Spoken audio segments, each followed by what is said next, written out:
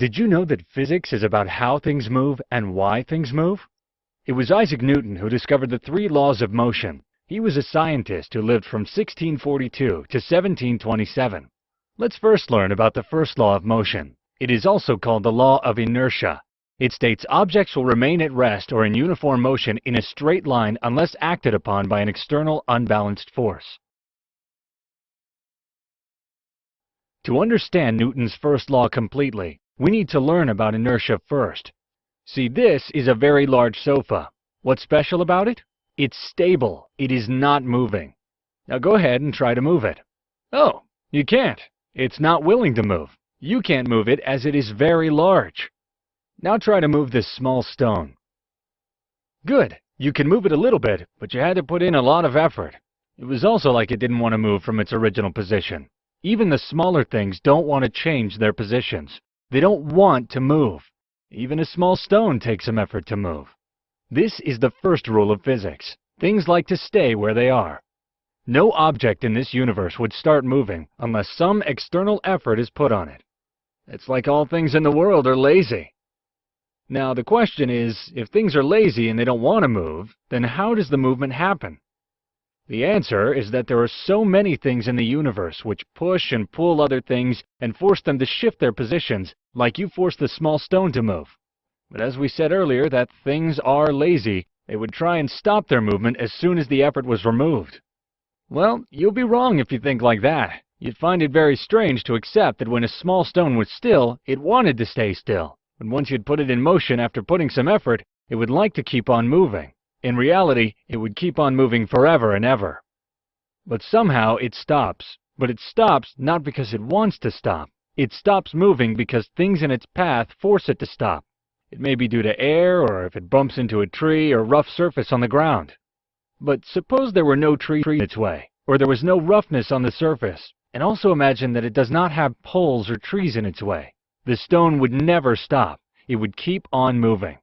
It happens in outer space, where there's no air or roughness. If you kick a small stone, it'd keep on moving and would never stop. So how can we say that things are lazy? See, the small stone wanted to move forever, but it was stopped by the resistance of air, trees, or roughness of surface. It's like you moving on a slippery road. You'd keep on moving unless there was some effort put in to stop you.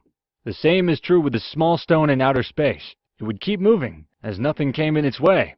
It also doesn't want to stop, as it is too lazy to do that. So now we can change the first rule of physics. Things want to stay in the position they are, to things want to keep doing what they're already doing. If things are at rest, they want to stay at rest. And if things are moving, they want to keep moving. In other words, things are lazy. So there's a lot of laziness in the universe. Physicists have a special name for this laziness. It is known as inertia. So now you understand Newton's first law of motion. Can you write it? Well, you are very much right. Now let's move on to Newton's second law. As we know from the first law that to overcome the inertia of an object, we have to apply unbalanced force. Newton's second law talks about how fast an object would move. Well, it states acceleration of an object depends on the mass of the object and the amount of force applied. In mathematical terms, Newton's second law states that force is the product of mass and acceleration. To cause an object to accelerate or speed up, a force must be applied. The more force you apply, the quicker you accelerate. Look at these two swings. If you apply the same force on both swings, check whose goes faster. Let's first push the little kid. See? It goes very high. Now push this fat man with the same force. See, it does not go far, because it has more mass than the little kid. So the more mass there is, the force required to push the object is also greater. Let's look at the mathematical formula of the second law again. It's the product of mass and acceleration. We've already learned that if there's more mass in an object, to move it, we need more force. Now let's see this kid sitting in the swing. If we apply little force, then it goes a small distance. Now if we apply a lot more force, it goes very high. So to get more acceleration, we need to apply higher force. So now you can understand the relation among force, mass, and acceleration. Until now, we've only learned the first and second laws of motion. Oh, you're riding a bicycle. Have you ever wondered why a bicycle moves forward? Ah, Well, it moves according to Newton's third law, which says that for every action, there is an equal and opposite reaction. To understand this, see what happens when you drop a tennis ball. As the tennis ball hits the floor, it causes a downward force on the floor. This is the action. The floor reacts by pushing on the ball with the same force, but in the opposite direction. Action, reaction. Together, the floor and the ball form what's called the action-reaction pair. So now how it applies to your bicycle.